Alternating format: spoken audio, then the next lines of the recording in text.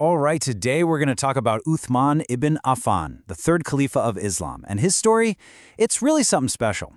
It shows us that true leadership, it isn't just about having power or a fancy title, it's about the kind of person you are, built on principles that just don't bend. So, let's get right into it.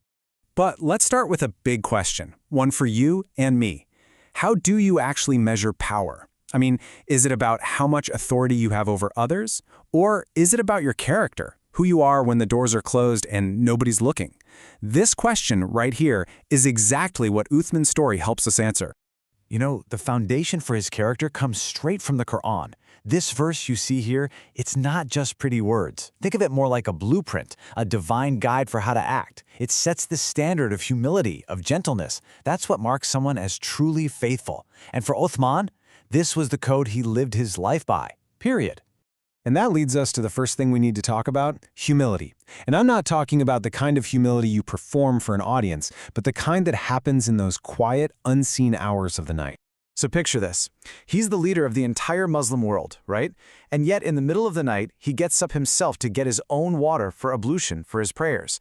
When he was asked, why don't you just call a servant to do that for you? His response just revealed this incredible, deep-seated mercy. His reasoning was so simple but so profound. He just said, no, the night is for them to rest. For him, leadership wasn't a privilege. It meant you shoulder your own burdens and you show compassion to people in your care. It's about seeing their humanity first, before your own convenience. Now, this humility was tied directly to another one of his core virtues, modesty. In Arabic, it's called haya. And for Uthman, this wasn't just a quality he had, it was a fundamental part of who he was. He was known far and wide as one of the most modest men alive. But again, this wasn't some kind of act he put on for people. It came from this deep awareness of God that was with him constantly, shaping his behavior even when he was totally alone. Get this, even in the privacy of his own home, with the door locked, he wouldn't fully remove his clothes just to pour water over himself. That's because his sense of modesty wasn't for an audience of people, it was for God. So you have these powerful internal traits, humility, modesty. How did they show up on the outside?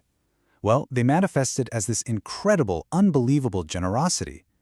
Uthman was one of the wealthiest men of his time, but he never saw that wealth as his own. To him, it was a public trust. I mean, just take a look at this number. We're talking about roughly 2,400 slaves that he personally freed over his lifetime. And this wasn't some one-off gesture to look good. No, this was a steady, lifelong commitment. He consistently used his own money to give other people their freedom. Think about that. And his big public projects were just legendary. When the community was desperate for water, he bought the well of Rumah and just gave it to the public for free. He paid for the expansion of the Prophet's mosque out of his own pocket. When there was a famine, he didn't just donate some food, he donated an entire caravan's worth. And on top of all that, as a regular practice, he would free one slave every single Friday. All of this brings us to the ultimate test of his character, a moment where all these virtues, his humility, his mercy, his focus on the community, were all put on the line during the terrible siege of his home. So near the end of his caliphate, rebels actually surrounded his house. They cut off his water supply. Can you believe the irony? The very man who bought a well for the entire city now had no water. And they demanded he step down as caliph. He was faced with this impossible choice. On one hand, he could use force, defend his position, save his own skin, or he could take the other path, forbid anyone from fighting on his behalf, to keep the community from tearing itself apart. He knew it could mean sacrificing himself to stop a civil war. It literally came down to this: his life or the unity of his people. His decision was crystal clear, captured in these powerful words. He refused. He would not be the first leader after the Prophet to turn a sword on the Muslim community. He chose the path of ultimate sacrifice, putting the sanctity of life and the unity of his people way above his own survival. So you have to ask, where does a character like this even come from? Was he just born a good person? Well, the answer goes a lot deeper than that. These qualities, this incredible mercy, the intense modesty, the limitless generosity, and that ultimate self-sacrifice, they weren't just random personality traits. They were the direct product of being a student of the Prophet Muhammad, peace and blessings be upon him. He was living out a very specific, very clear blueprint for what a leader should be. And this, right here, is what we can call prophetic leadership. It's a totally different model, isn't it? It's where leadership is all about service. Where all the power and wealth you have in this world, it's just a temporary trust, something you have to balance with real humility. And you always have your eye on the hereafter, on your ultimate accountability. Uthman's life is a masterclass in exactly that.